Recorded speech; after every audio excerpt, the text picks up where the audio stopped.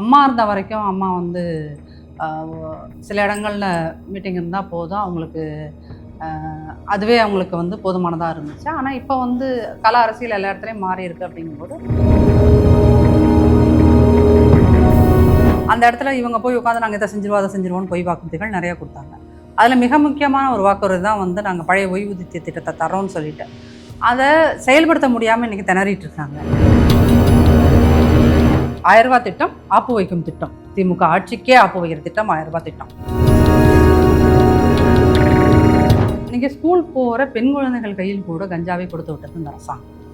கஞ்சா பரவினதில் அந்த கஞ்சா நெட்வொர்க்கை இந்த அரசாங்கம் கட்டுப்படுத்தலை அப்படிங்கிறது பெண்கள் மத்தியிலனா உதயநிதி வந்து ஊரடிச்சு உலையில போட்டு அவர் பிள்ளையோ படிக்க வேண்டிய தேவை கிடையாது சார்.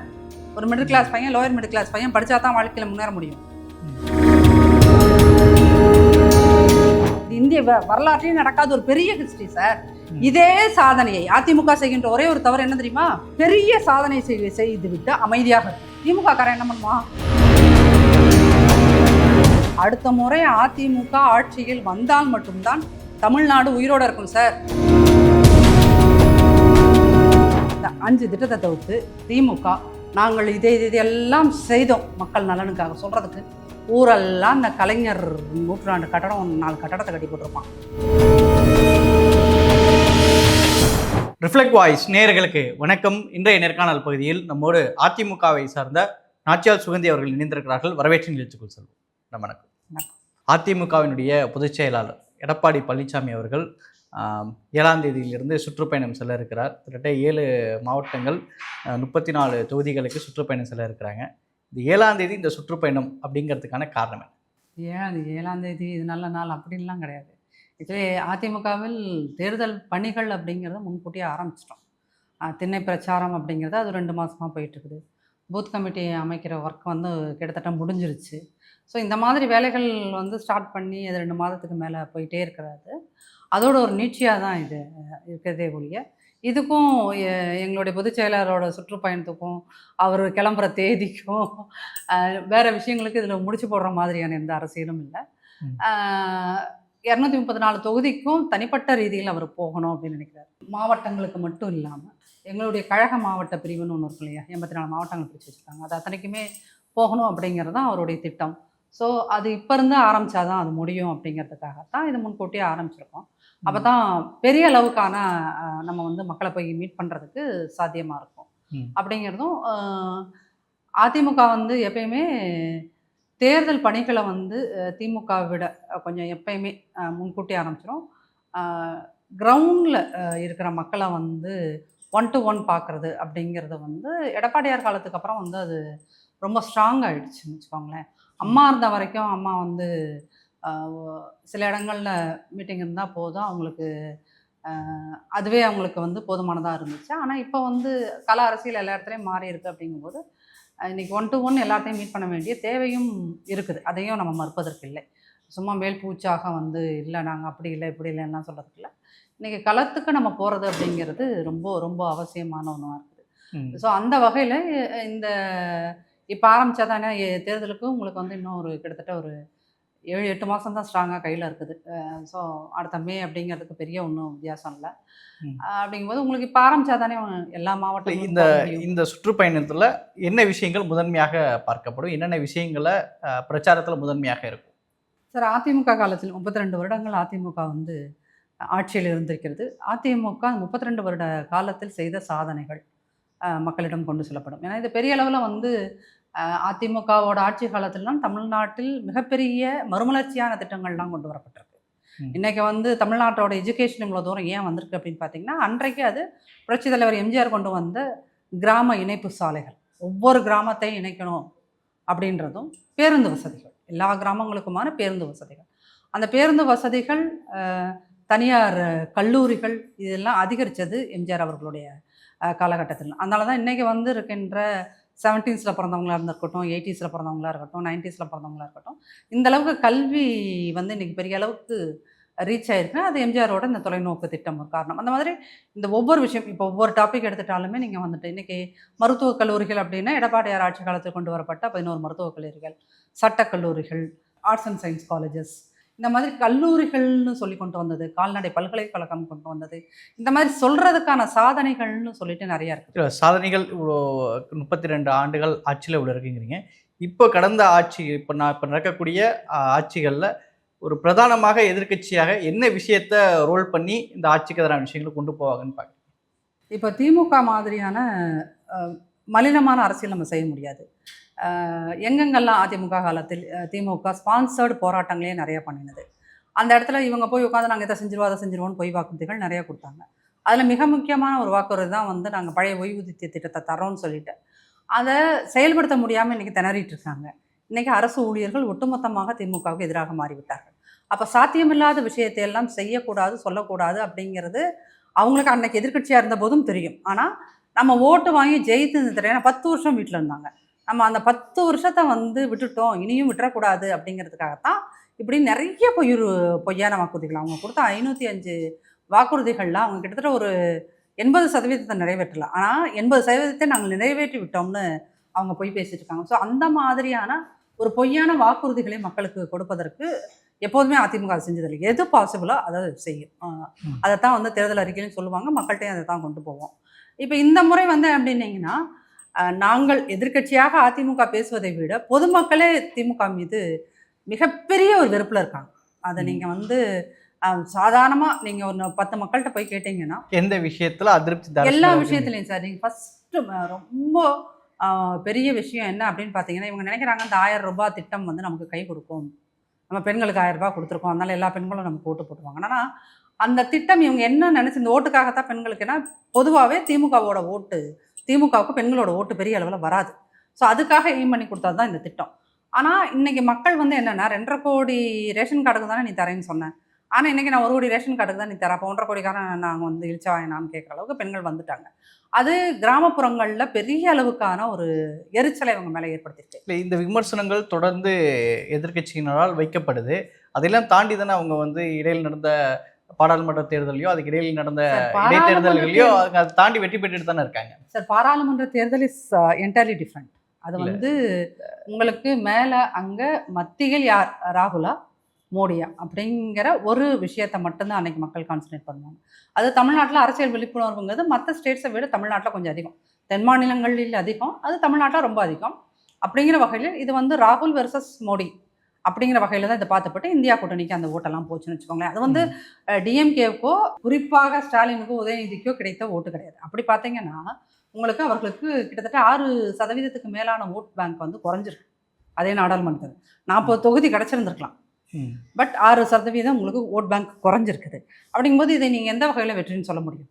இடைத்தேர்தலில் ஜெயிக்கிறதெல்லாம் அது ஜெயிக்கிறது கிடையாது அப்படிங்கிறது மக்களுக்கே தெரியும். இது எப்படியான வெற்றி, அதுவும் இந்த கோயம்புத்தூர் பகுதிகளில் ஜெயிக்கிறது அப்படிங்கிறது என்ன மாதிரியான வெற்றிங்கிறதும் மக்களுக்கு தெரியும். ஸோ அதை வச்சு நம்ம எதையுமே கணிக்க முடியாது. ரெண்டாவது, நான் இப்போ சொன்ன இந்த 1000 ரூபாய் திட்டம் இருக்கு இல்லையா, அந்த 1000 ரூபாய் திட்டம் நாம சொல்கிறது இல்லை, உளவுத்துறையே வந்து அரசாங்கத்துக்கு அதை தான் ரிப்போர்ட் கொடுத்துருக்காங்க. அதை பார்த்து தான் கவர்மெண்ட்டே பயந்து போயிருக்கு. ஆமாம், இப்போ அது அந்த உளவுத்துறை அந்த ரிப்போர்ட் கொடுத்ததுக்கப்புறம் தான் இடையில வந்து நாங்கள் வந்து மாற்றங்களை கொண்டு வந்திருக்கோம், இனிமேலும் நீங்கள் அப்ளை பண்ணுறவங்களும் அப்ளை பண்ணலான்னு சொல்லிட்டு ஒரு 1.5 மாதத்துக்கு முன்னாடி சொன்னாங்க.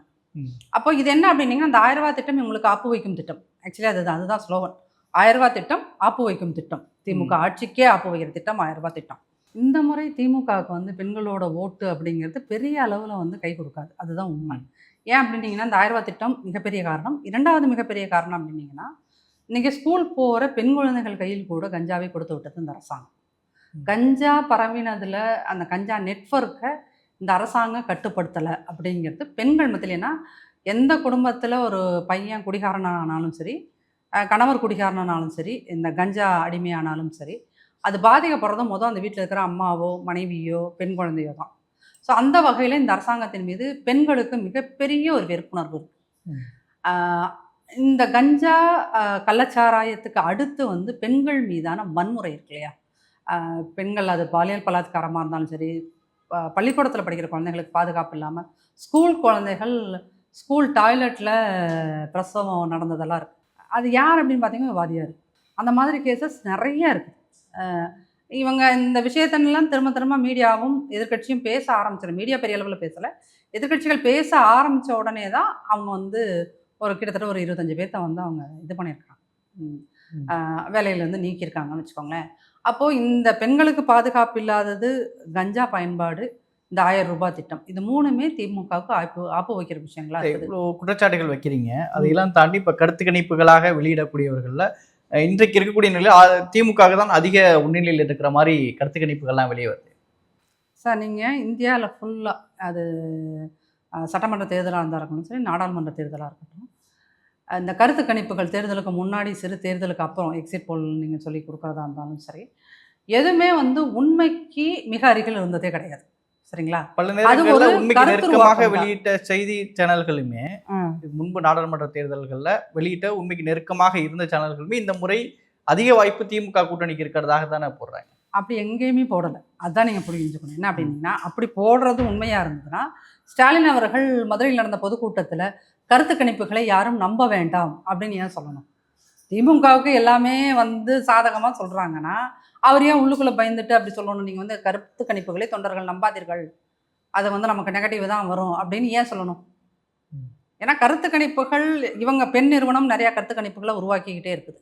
அது கருத்து கணிப்புங்கிறது வேற, கருத்து திணிப்பு தான். அந்த கருத்து திணிப்புகளும் நிறையா வந்து திமுகவுக்கு நெகட்டிவாக தான் வருது. பெண் நிறுவனம் தொடர்ந்து நடத்திக்கிட்டே தான் இருக்குது. திமுக ஆட்சி இல்லாமல் கட்சியாக தனியாக அவர்கள் இன்னொரு பக்கம் வேறு இதில் அமைப்புகள்கிட்ட கொடுத்து நடத்திக்கிட்டு தான் இருக்காங்க.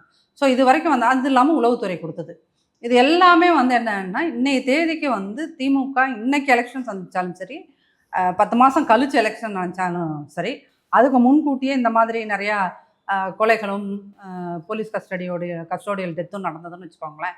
ஆட்சியை கலைக்க வேண்டிய சூழல் வந்து போனாலுமே திமுகவுக்கான வெற்றி வாய்ப்புகள் மிக குறைவாகத்தான் இருக்குது. ஏன் அப்படின்னீங்கன்னா, திமுக இப்போல்லாம் மட்டும் அதோட வரலாறாக அதை வந்து ஆட்சிக்கு வந்ததுலேருந்து அதை வரலாறை நீங்கள் தோண்டி பார்த்தீங்கன்னா, ஒரே ஒரு உண்மை மட்டும் தெரியும்னா, 5 வருஷம் அவங்க ஆள்றாங்க அப்படின்னீங்கன்னா, எப்போதுமே அவர்கள் அடிமட்டத்தில் இருக்க மக்கள்கிட்ட அதீத விருப்பம் சம்பாதிச்சுப்பாங்க. அடிமட்டத்தில் இருக்க மக்கள்கிட்ட. இப்போ அந்த வகையில் தான் வந்து என்ன அப்படின்னீங்கன்னா, ஒரு கஞ்சா குடியாளியாக இருக்கிறது ஒரு அப்பர் மிடில் கிளாஸ் பையன் வந்து ஆனாலும் அதோட பாதிப்புங்கிறது வேற. ஒரு லோயல் மிடில் கிளாஸில் இருக்க ஒரு பையன் கஞ்சா பாதிப்புக்கான என்னமா, அவனோட மொத்த உழைப்பு திறனும் போகும். அவனால் வீட்டுக்கு 5 பைசா வருமானம் இருக்காது. வருமானம் இல்லாத போது இங்கே யார்கிட்ட அவன் கை வைப்பான்? அவங்க அப்பா கிட்ட கை வைப்பான், இல்லாட்டா அம்மாட்ட கை வைப்பான். அப்போ இந்த மாதிரி ஒரு குடும்பமே சீரழியுது அப்படிங்கிறது எங்கே? லோயர் மிடில் கிளாஸில் தான். அப்போ அவங்க எல்லாருமே ரொம்ப ஃபர்ஸ்ட்ரேட் ஆகிட்டு இருக்காங்க இந்த ஆட்சியில். 2வது, பெண் குழந்தைகளோட பாதுகாப்பின்மை, அது ஒரு பெரிய வகையில் அவங்க எல்லாருமே இந்த மாதிரி பெண்கள் ஒரு பக்கம் பாதிப்படைஞ்சிருக்காங்க. அப்படின்னா விவசாயிகள், இவர் வந்து பச்சை துண்டை போட்டுக்கிட்டு மரப்பா நடந்து என்ன ஃபோட்டோஷூட் நடத்தினாலும் விவசாயிகள் அதை நம்புறதுக்கு தயாராகல. அப்போது இந்த விவசாயிகள், பெண்கள், இந்த உழைக்கும் வர்க்கம் மக்கள், நீங்கள் வந்து இந்த சாம்சங் பிரச்சனை மாதிரி 1000 பிரச்சனைகள் இருக்கு. இந்த ஃபாக்ஸ்கானில் ஃபஸ்ட்டு ஞாபகம் இருக்கா? ஃபாக்ஸ்கானில் ஏதோ சாப்பாடு விஷமாக மாறி பாதிக்கப்பட்டு ஹாஸ்பிட்டலில் போய் அட்மிட் ஆனவங்க எத்தனை பேர், செத்து போனவங்க எத்தனை பேருங்கிற கணக்கு யாருக்குமே தெரியாது. இல்லைன்றதை இவங்க மறுப்பாங்க. சார், திமுக ஏதாவது உண்மையை பேசினா தானே ஆச்சரியம். திமுக என்றைக்காவது எந்த இடத்துல திமுக தலைவர் உண்மை பேச மாட்டார், திமுகவில் இருக்கின்ற அடிமட்ட தொண்டர்களும் உண்மையை பேச மாட்டார்கள். அதுதான் கருத்து கணிப்புகளில் நீங்கள் நம்ப வேண்டாம் அப்படின்னு சொல்கிறாங்கன்னு சொல்கிறீங்க. இப்போ கடந்த தேர்தல்களில் அதிமுகவோடு கூட்டணியாக இருந்த கட்சிகளில் பாஜக அதிமுக கூட்டணி உறுதியாக இருக்குது. அதை தாண்டி கடந்த முறை அதிமுகவோட போட்டியிட்ட பாமக, அன்புமணி அவர்கள் ஒரு பக்கம் இருந்தாலும் ராமதாஸ் அவர்கள் திமுக பக்கம் நிற்கிற மாதிரி ஒரு செய்திகள் பார்க்க முடியுது. இப்போ தேமுதிக திமுக கூட்டணி கட்சிகளாக இருக்கக்கூடிய ஒரு புத்தக வெளியீட்டு விழாவில் போய் பங்கேற்கிறத பார்க்க முடியுது. இப்போது நீங்கள் இவ்வளோ சொன்ன இவ்வளோ விமர்சனங்கள், இவ்வளோ விஷயங்கள் இருந்தாலும் அந்த கூட்டணி ஏற்கனவே உறுதியாக இருக்குது. கடந்த சட்டமன்ற தேர்தல் இல்லாத அணிகளும் இன்னைக்கு அந்த பக்கம் போகிற மாதிரிலாம் பார்க்க முடியுதில்ல சார்? நீங்கள் சொல்லும் போதே அந்த கூட்டணி உறுதியாக இருக்குதுன்னு சொல்லும் போதே உங்களுக்குள்ள ஒரு சிரிப்பு உங்களை தாண்டியே வருது. பாரு, உங்களாலே அதை தவிர்க்க முடியல. சார், தினம் அந்த கூட்டணியிலேருந்து யாராவது ஒருத்தர் வெளியே வந்து, ஆனால் நாங்கள் தொகுதிக்கு வெளியே வரதுன்னா மீடியாவுக்கு வந்து நாங்கள் அதிகமான தொகுதிகளை கேட்போம். திரும்ப சொல்லிட்டாரா இல்லையா? மார்க்சிஸ்ட் அவர் தோழர் சண்முகம் சொல்லிட்டாரா இல்லையா?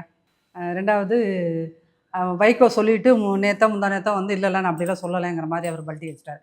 மதிமுகவுக்கு எத்தனை, ஒரு 1/2% ஓட்டு இருக்குமா ஒட்டுமொத்த தமிழ்நாட்டிலையும்? வேறு என்ன, கொங்கு ஈஸ்வரனும் எனக்கும் கோவை பகுதியில் ஒரு 4 தொகுதி எக்ஸ்ட்ரா கொடுங்கன்னு கேட்பாரு. அப்புறம் யார் இருக்கிறது? இஸ்லாமியர்கள். அப்புறம் வேல்முருகன் கேட்பார். அப்போ அங்கே கூட்டணிங்கிறது இன்னைய தேதிக்கு இந்த செகண்டுக்கு அவர்கள் நாங்கள் 7 வருடங்களாக ஒன்றாக இருக்கிறோம், 9 வருடங்களாக ஒன்றாக இருக்கிறோம் கணக்கு சொல்லலாம். ஆனால் கூட்டணி உண்மையிலுமே எப்படி இருக்குது? திருமாவை த மோஸ்ட் எவ்வளோ தூரம் முடியுமோ தி கோர் அவங்க வந்து இரிட்டேட் பண்ணி வச்சுருக்காங்க. அதனால தான் திரும்ப ஒவ்வொரு நாளும் வந்து ஒவ்வொரு டைலாக் சொல்லிட்டு இருக்காரு. ஆனால் இந்த எங்களை கூட்டணி தான் அதிமுக தொடருவோம், இந்த கூப்பிட்டாங்க. கூட்டணி தான் நாங்கள் தேர்தலை சந்திப்போங்கிறது உறுதியாக சொல்றாங்க தானே. சார் நீங்கள் வந்து தேர்தல் கணக்குகள் தேர்தலை சந்திக்கின்ற அந்த தேர்தல் தேதி உறுதியாகின்ற கடைசி நிமிஷம் வர எக்ஸாக்ட்லி அது போயிட்டே தான் சார் இருக்கும். இதுதான் கடந்த நாடாளுமன்ற தேர்தலையும் சொன்னீங்க. இல்லை நீங்கள் திமுக கூட்டணியிலேருந்து சில கட்சிகள் வரும்னு சொன்னாங்க. மாறாக இங்க இருக்கிற சில கட்சிகள் தான் அந்த பக்கம் சமிகை காட்டுற மாதிரியெல்லாம் பார்க்க முடியுது. ஆனால் திமுக கூட்டணியில் இருக்கிற எந்த கட்சியாவது அதிமுகவோட ஒரு கூட்டணி ஒரு நிகழ்ச்சிகளில் பங்கேற்கிறதோ அந்த மாதிரி ஒரு சின்ன சமிக்கை கூட தெரியலையே சார். நீங்கள் வந்து திமுக கூட இருக்கிறவங்க வந்து இந்த பக்கம் வரணுங்கிற அவசியம் கிடையாது. ஆனால் நீங்கள் ஒரு விஷயத்தை ஒன்று புரிஞ்சுக்கணும். திமுக இந்த 4.5 ஆண்டுகால ஆட்சியில் செய்த ஊழலுக்கும் சரி, மக்கள் விரோத செய்கைகளுக்கும் சரி, கூட இருந்த ஏதாவது ஒரு கூட்டணி கட்சி காங்கிரஸ் ஏதாவது வாயை திறந்து திமுக இந்த விஷயத்தில் தப்பு செய்துக்குது. இப்போ இந்த அஜித்குமார் காவல் கொலையில் கூட எங்கேயாவது காங்கிரஸ் கருத்து சொல்லியிருக்கு? திரும்ப எதையாவது இந்த அரசாங்கத்தை எதிர்த்து கருத்து சொல்லியிருக்கார்? தோழர் சண்முகம் மட்டும் பேசினார், ஒரு அறிக்கை வெளியிட்டார், அவ்வளோதான். அப்போ மக்கள் வந்து திமுக கூட்டணின்னு ஸ்ட்ராங் ஆயிரு, பட் நீ அவங்க கூட இருந்த திமுக காரங்க கூட சேர்ந்தே நீ சுத்தனைய முடிய எங்களுடைய விஷயங்களை எதிர்த்து பேசிட்டு தானே. யார் பேசினா? வேங்கை வயல் பிரச்சனை இந்த அரசுக்கு ஆப்பு வைக்க போகின்ற மிகப்பெரிய விஷயம். குறிப்பாக எஸ்சி மக்களிடம் இந்த அரசை ரொம்ப தள்ளி வச்சிருக்க ஒரு விஷயம்னா அது வேங்கை வயல் இஷ்யூ சார். வேங்கை திரும்ப என்ன பேசினார், என்ன கழட்டினார்? மக்கள் நீங்கள் போனீங்கன்னா எஸ்சி மக்கள் இந்த தடவை நீங்கள் எங்கள் வட மாவட்டங்களில் போங்க, எத்தனை இடங்கள்லேருந்து அவர் துரத்தி விடுறாங்கன்னு மட்டும் பாருங்கள். எத்தனை இடங்களில் திருமாவையும் திருமா கட்சியை சார்ந்தவர்களையும் துரத்தி விடுகிறார்களா இல்லையான்னு அது மட்டும் பாருங்கள். நடக்கும் சார்.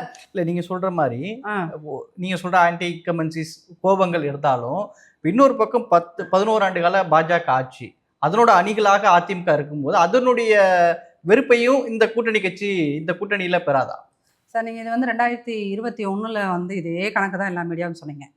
சொன்னபோது இந்த மீடியா கிரியேட் பண்ண ஒரு ஹைப் இருக்குல்ல, பாஜக அதிமுக கூட்டணி, பாஜக அதிமுக கூட்டணி. அப்புறம் திமுக காரன் ஒவ்வொருத்தனும் அது சட்டையில் அவன் நெத்தியில் மட்டும்தான் எழுதி ஒட்டிக்கல, என்னது பாஜக உள்ளே வந்துடும், பாஜக உள்ளே வந்துடும், பாஜக பூச்சாண்டி காட்டினேன்னு எப்படி 66 சீட் அதிமுக வாங்குச்சு? ஏன் நீங்கள் கிரியேட் பண்ண ஹைப்புக்கு 0 வாங்கி எதிர்கட்சியாக கூட இல்லாமல் தானே உட்காந்துருக்கணும். இன்றைக்கும் தமிழ்நாட்டின் மிகப்பெரிய எதிர்கட்சி அதிமுக தானே. How can it possible? நீங்கள் சொல்கிறீங்கல்ல இப்படி எதிர்ப்பு அப்படி எதிர்ப்புன்னு, மக்கள் தெளிவாக இருக்காங்க சார். மீடியா தான் சார் எதையாவது ஒரு நேரட்டிவ் செட் பண்ணும். மக்களுக்கு எந்த நேரட்டிவும் கிடையாது.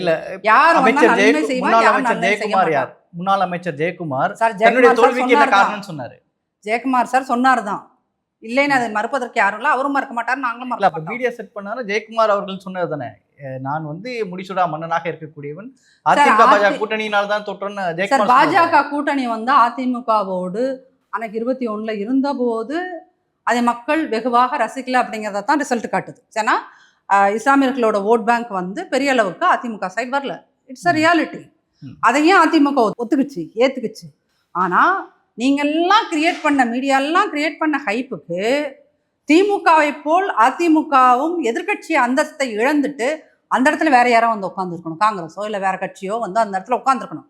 உட்கார முடியல. இன்றைக்கும் பெரிய அளவுக்கு அங்கே வந்து உட்காந்துருக்கு. ரெண்டாவது ஒரு விஷயத்தை நீங்கள் புரிஞ்சுக்கணும், வெறும் 10,000 ஓட்டு டிஃப்ரென்ஸில் நாங்கள் தோத்த தொகுதிகள் 22.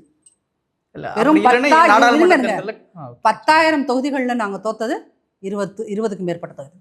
வெறும் 5,000 ஓட்டு, அதில் ஒரு 10-12 தொகுதிகள் சார். 300 ஓட்டு 400 ஓட்டெல்லாம் நெய்வேலியில் போச்சு சார். நெய்வேலியில் ஒரு 300 ஓட்டில் ஒரு எம்எல்ஏ சீட்டு போச்சு. 10 ஓட்டில் போன கணக்கெலாம் இருக்கு சரிங்களா? அப்போது இந்த நீங்கள் சொல்கிற இந்த தேர்தல் அப்படிங்கிறது அரித்தமேட்டிக்கல் கால்குலேஷன் தான் சரிங்களா. 1+1+1+ தான் சரிங்களா. அப்போது எங்களுக்கு எங்கெங்கே போச்சு, இப்போ நாங்களும் ஒன்று இதே டேட்டா அனாலிசிஸ்லாம் நாங்களும் தான் பண்ணுறோம். இப்போ எங்களுக்கு இப்போ இந்த வட தமிழகத்தில் எந்த இடத்துல நாங்கள்லாம் வீக்காக இருக்கோம் செக் பண்ணி தானே செஞ்சுருக்கோம். அப்போது நீங்கள் கேட்குறீங்கல்ல, ஏன் வந்து சீக்கிரமாகவே போகிறீங்க, 7ஆம் தேதி ஏன் போகிறீங்க, ஜூலை 7 ஏன் கிளம்புறீங்க? ஸோ நாங்கள் பண்ணின அனாலிசிஸ், எங்கள் தேர்தல் பிரச்சாரம் யோசித்து பாருங்கள், ரெண்டையும் கனெக்ட் பண்ணிக்கோங்க. இவங்க சொன்ன வாக்குறுதிகளில் முதல் வாக்குறுதி நீட்டை நாங்கள் ஒழிப்போம், முதல் கையெழுத்தே நீட்டை ஒழிப்பதாக இருக்கும். செஞ்சு கிழிச்சாரா ஸ்டாலின்?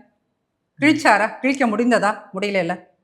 எங்களால் முடியவில்லைன்னு தோல்வியும் ஒப்புக்கிட்டாங்க சரிங்களா? அவங்கள நம்பி இவங்க கொடுத்த வாக்குறுதியை நம்பி 20 குழந்தைகள் வந்து செத்தது தான் மிச்சம்.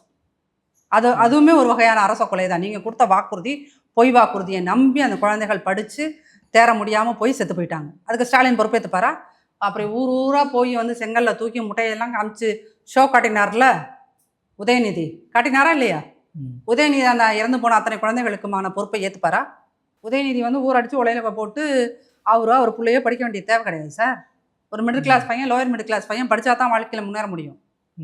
அது பையனோ பொண்ணோ படித்தா தான் வாழ்க்கையில் முன்னேற முடியும் போது, அப்போ அரசு கொடுக்கின்ற நீட்டு நீங்கள் படிக்க வேண்டாம் எழுத வேண்டாம்னெல்லாம் நீங்கள் சொல்லிட்டு நாங்கள் நீட்டை ஒழித்து விடுவோம்லாம் சொல்லிட்டு பொய்யா எல்லாத்தையும் கையெழுத்தை வாங்கின கையெழுத்தெல்லாம் போய் ஆற்றுல கொட்டிட்டு. இல்லை அதான் மேடம், நான் அந்த பாயிண்ட் தான் கேட்குறேன். இப்போது நீங்கள் திமுக ஆட்சி மேலே இந்த இன்கம்பன்சிஸ் தான் சொல்கிறீங்க.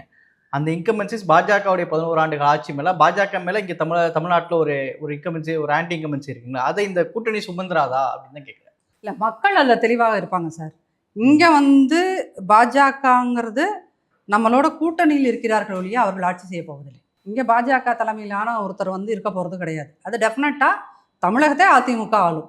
அதில் மக்கள் தெளிவாக இருக்கிறார்கள். சரிங்களா? இன்னும் நீங்கள் வந்து பல ஆண்டுகளுக்கு இங்கே அதிமுக வெர்சஸ் திமுகன்னு தான் பாலிடிக்ஸ் இருக்கும். திமுக வேணால் பாலிடிக்ஸை வந்து அதிமுக வெர்சஸ் பிஜேபின்னு கொண்டு போகிறதுக்கான வேலைகளை செய்யலாம். ஏன்னா அந்தளவுக்கு ஊழல் செஞ்சுருக்காங்க. மத்திய அரசை வந்து அதிமுக அஃபிஷியலாக கூட்டணி வச்சுருக்குது. அவங்க திட்டத்தனமாக கூட்ட வச்சுருக்காங்க, கள்ள கூட்டணி வச்சுருக்காங்க. நைட்டு போய் காலைல வந்துட்டு வருவாங்க. அதிமுகவாகிய நீங்களும் அந்த கள்ள கூட்டணின்னு அக்செப்ட் பண்ணுறீங்களா? கள்ள கூட்டணி திமுக வச்சுருக்கு சார், பாஜகவோட. டெஃபினட்டாக அதிமுகவும் அதை அக்செப்ட் பண்ணுது. அக்செப்ட் பண்ணுறதுன்னு கிடையாது, அவர்களுடைய தேவைக்கு. சார், அவனுக்கு ஒரு தேவை இருக்குது, திமுக காரனுக்கு ஒரு தேவை இருக்குது. சரிங்களா? 11 அமைச்சர்கள் மேலே ஊழல் வழக்குகள் இருக்குது.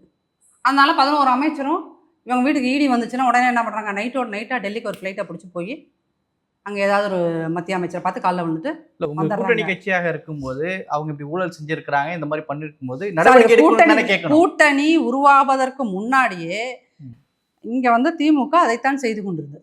செந்தில் பாலாஜி கூட்டணி உருவாகிறதுக்கு முன்னாடியே தானே 471 நாள் போய் ஜெயிலில் உட்காந்துருந்தாரு. அப்போ செந்தில் பாலாஜி நைட்டாக போய் அங்கே மத்திய அமைச்சர்களை பார்த்துட்டு வரலையா? இவர் போகலையா? ஐயா பெரியவர் துரைமுருகன் போகலையா? தங்கம் தென்னரசு போகலையா? KN நேரு ஓடலையா? பொன்முடி ஓடலையா? எல்லாருமே தான் சார் நைட்டா ஓடிட்டு வந்துடுறாங்க. அப்போது நீங்கள் வந்து என்ன அப்படின்னீங்கன்னா, அதிமுக பிஜேபியோடு வைத்திருப்பது தேர்தல் கூட்டணி. சரிங்களா? திமுக பிஜேபி என்பதை விட மிகச்சரியாக RSSோடு ஒரு கூட்டணி வச்சிருக்கு. RSSோட செயல் திட்டங்கள் எல்லாத்தையும் செயல்படுத்துறது தான் திமுகங்க வேலை. ஆனால் இஸ்லாமியர்கள் வந்து என்னன்னா, திமுக தான் தங்களை காப்பாற்றல. நீங்களே சொல்லும்போது திமுக மறைமுக கூட்டணின்னு சொல்லிட்டு பாஜகங்கிறது ஒரு மக்கள் விரோதமான ஒரு தமிழர்கள் விரோதமாக இருக்கிற மாதிரி நீங்களே காட்டுறீங்க. இப்போ தேர்தல் கூட்டணி மட்டும் எப்படி அக்செப்ட் பண்ணிடுவாங்க? ரொம்ப வேலிடான ஒரு கொஸ்டின். என்ன நீங்கள் வந்து என்னென்னா, எங்கள் போன முறை கூட்டணியில் இருந்தோம் இல்லையா? கூட்டணியில் இருந்த காலகட்டத்தில் திமுக காங்கிரஸ் சேர்ந்து கொண்டு வந்த நாசகார திட்டம் தான் ஹைட்ரோ கார்பன் திட்டம். சரிங்களா? அதில் நாங்கள் தெரியாமல் கையெழுத்து போட்டு வந்தோன்னு TR பாலு, சாராயங்காய்ச்சல DR பாலு சொன்னாரா இல்லையா? கூடவே நின்றுருந்தார் நம்ம முதலமைச்சர், இப்போ முதலமைச்சர், அப்போ எதிர்கட்சி தலைவர் நின்றுருந்தார். தெரியாமல் கையெழுத்து போட்டுடும். பாஜகவோட கூட்டணியில் இருந்த அதிமுக தான் அதை என்ன பண்ணுச்சு, பாதுகாக்கப்பட்ட வேளாண் மண்டலம்னு கொண்டு வந்துச்சு. திமுக கொண்டு வருமா அப்படி கள்ள கூட்டணியில் உட்காந்துட்டு? அப்போது நாங்கள் கூட்டணியில் இருந்தாலும் பாஜகவிடமிருந்து நாங்கள் என்ன இந்த தமிழ்நாட்டு மண்ணுக்காக, தமிழ்நாட்டு நலனுக்காக, தமிழ்நாட்டு மக்களுக்காக செய்கிறோம் நீங்கள் பார்க்கணும். 11 மெடிக்கல் காலேஜ் சார், இந்தியாவில் எந்த ஸ்டேட்டும் வாங்க முடியாது. You can't even imagine it. உங்களால் கற்பனை கூட செய்து பார்க்க முடியாது. எந்த முதல்வராவது தமிழகத்தில் காமராஜர் காலத்திலிருந்து இன்று வரை எந்த ஒரு முதல்வராவது அட் ஒரே நேரத்தில் 11 மெடிக்கல் காலேஜை வாங்கிட்டு வந்து சாதனை பண்ண ஒரு மினிஸ்டர், ஒரு சீஃப் மினிஸ்டர் யாராவது ஒருத்தர் பேரை சொல்லுங்கள் நீங்கள் இந்திய வரலாற்று. இது இந்திய வரலாற்றிலே நடக்காத ஒரு பெரிய ஹிஸ்ட்ரி சார். இதே சாதனையை அதிமுக செய்கின்ற ஒரே ஒரு தவறு என்ன தெரியுமா?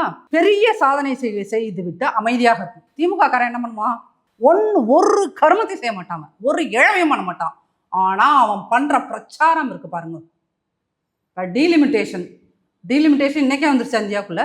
ஆனால் ஒட்டுமொத்த இந்தியாவிலேருந்து தலைவர்களை கூப்பிட்டு நாடகம் நடத்தி, இந்த பாம்பு கொத்த போகுதியா, புலி வருது கதை இருக்குல்ல, புலி வருதியா, அந்த மாதிரி பொய்க்கதை சொல்றத அவங்க அதை சொல்றது ஒரு தொழிலா வச்சிருக்காங்க சார். அந்த தொழிலே அதிமுக பண்ணல. பொய்க்கதை சொல்வது அதிமுகவோட வேலை கிடையாது. அப்ப பாஜகவோட கூட்டணியில் இருந்தபோது உங்களுக்கு பாதுகாக்கப்பட்ட வேளாண் மண்டலம் வந்தது, 11 மெடிக்கல் காலேஜ் வந்தது. அப்ப இதை விட உங்களுக்கு இதுல நிறைய சாலை மேம்பாட்டு திட்டங்கள். ஏன்னா அப்போ பாஜக அதிமுக கூட்டணி இருந்தாலும் தமிழ்நாட்டுக்கு என்ன நன்மை கிடைக்கும்ன்றதுல மக்கள் தெளிவா இருக்காங்க. அதனால மீடியா வந்து அந்த பெண் நிறுவனத்தோட சேர்ந்து இங்க இருக்கின்ற பெரிய மீடியாக்கள், பிரைம் மீடியாஸ் எல்லாம் வந்து ஒரு நேரேட்டிவ் செட் பண்ணிட்டே இருக்கான். நீங்க சொன்னீங்களே, அந்த கேள்வி கேட்டீங்களா, வந்து பாஜகவோடு அதிமுக கூட்டணியில் இருந்தால், பாஜகவோடு போன கூட்டணியில் இருந்தபோது தமிழ்நாட்டுக்கு என்ன நடந்துச்சு இப்போ கூட்டணி குரல்கள் எழுவ ஆரம்பிச்சிருக்கேன் சார். அது வந்து நீங்க வந்து எல்லாருமே என்னன்னா இந்த ஒத்த வார்த்தைகளை பிடித்து தொங்குறதுன்னு ஒண்ணு இருக்குது. அரசியல் வார்த்தையில முதல்ல ஒண்ணு சொன்னது மீண்டும் அரசியல்ல சார். அரசியலில் தேர்தல் கூட்டணி என்று வருகின்ற போது நிறைய விஷயங்கள் நடக்க தான் செய்யும். சரிங்களா? இப்போ பிஜேபி என்ன நினைக்குது, அவர்கள் மத்தியில் ஆட்சியில் இருக்கிறார்கள், இந்தியாவில் பல மாநிலங்களில் ஆட்சியில் இருக்கிறார்கள், தமிழ்நாடு அவர்களுக்கு ஒரு சவால், கேரளா அவர்களுக்கு ஒரு சவால், இங்கே எதையாவது பண்ண முடியுமான்னு பார்க்குறாங்க. சரிங்களா? ஆனால் பண்ண முடியுமான்னு பார்க்கறதுக்கு சும்மா ஒரு டெஸ்ட் மாதிரி உனக்கு தூக்கி போடுறாங்க. மக்களோட ரியாக்ஷன் என்ன வருது, கட்சிகள் இருந்து என்ன ரியாக்ஷன் வருது, அந்த பக்கம் எதிர்கட்சிகளாக இருக்கின்றவர்களிடம் வந்து என்ன ரியாக்ஷன் வருதுன்னு ஒரு டெஸ்ட்டுக்கு தூக்கி போடுறாங்க. அப்போ அந்த டெஸ்ட்டில் அவங்க வந்து சம் ரிசல்ட்ஸ் அவங்களுக்கு கிடைக்கும் இல்லையா? இது ஏன்னா கூட்டணி ஆட்சி தான் அப்படிங்கிறதுன்னு முடிவானா அதை கூட்டணியில் இருக்கின்ற எல்லோரோடய சேர்ந்து உட்காந்து டிஸ்கஸ் பண்ணிட்டு தான் லீகலாக நீங்கள் அப்படி ஒரு முடிவுக்கு வர முடியும். வெறும் மேடைகளில் இல்லது ஒரு செய்தியாளர்கள் கூட்டத்தில் இப்படி ஒரு வார்த்தையை விடுறது அப்படின்னா அது ஒரு டெஸ்ட். அரசியலில் இந்த நாடகங்கள் எல்லாமே நடக்கத்தான் செய்யும். இல்லை, எடப்பாடி பழனிசாமி அவர்கள் தொடர்ந்து அது தனிப்பெரும்பான்மை ஆட்சி அப்படிங்கிறத தனிச்சுதான்றத சொல்றாங்க.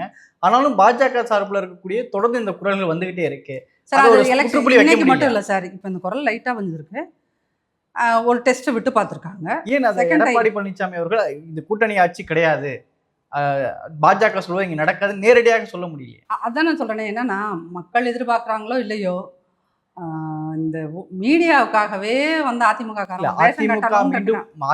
மீண்டும் ஆட்சிக்கு வர வேண்டும் சொல்லக்கூடிய சில முன்னாள் அதிமுக இருக்கக்கூடிய நீக்கப்பட்ட அதிமுக இன்னைக்கும் ஆட்சிக்கு வர வேண்டும் சொல்லக்கூடியவங்களும் பேசுறாங்க தானே.